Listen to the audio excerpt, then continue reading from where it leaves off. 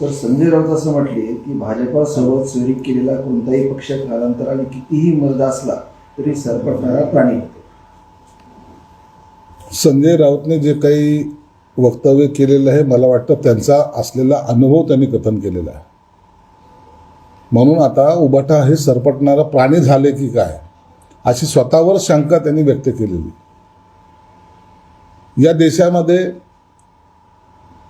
जर आपण पाहिलं तर व्ही.पी. सिंगचा काळ असेल, वाजपेयींचा काळ असेल किंवा इतर सर्वच या युती म्हणूनच लढल्या गेलेले इलेक्शन्स आहेत किंवा इलेक्शन झाल्यानंतर झालेल्या युती आहेत आणि त्या अनेक वेळ टिकलेल्या आहेत.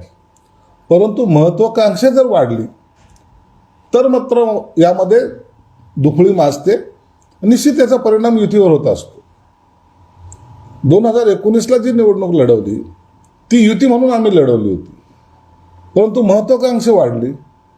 आता मला 5 वर्षाचा मुख्यमंत्री व्हायचं आणि त्यासाठी जो अट्टहास त्यांनी केला, युती तोडली आणि त्याचा परिणाम असा झाला की ज्या पक्षांबरोबर ते गेले त्या पक्षांनी आज त्यांची साथ सोडलेली आहे.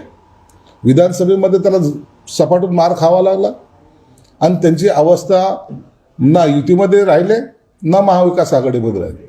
म्हणून आता सरपटणाऱ्या प्राण्याच्या भूमिकेमध्ये त्यांची गत झालेली आणि त्याचं ते वास्तव्य मला वाटतं संजय राऊतने सांगितलंय.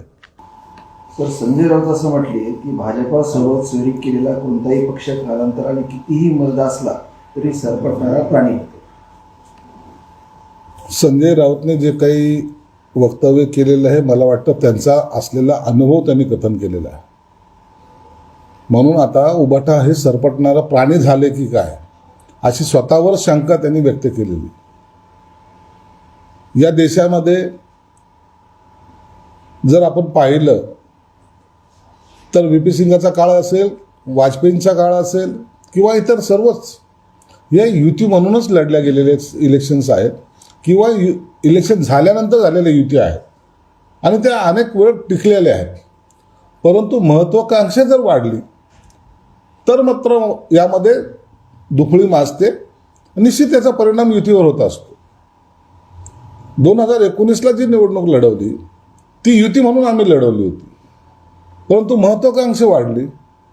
आता मला 5 वर्षाचा मुख्यमंत्री व्हायचं आणि त्यासाठी जो अट्टहास त्यांनी केला, युती तोडली आणि त्याचा परिणाम असा झाला की ज्या पक्षांबरोबर ते गेले त्या पक्षांनी आज त्यांची साथ सोडलेली आहे.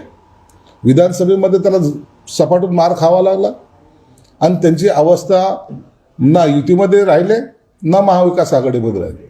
म्हणून आता सरपटणाऱ्या प्राण्याच्या भूमिकेमध्ये त्यांची गत झालेली आणि त्याचं ते वास्तव्य मला वाटतं संजय राऊतने सांगितलंय.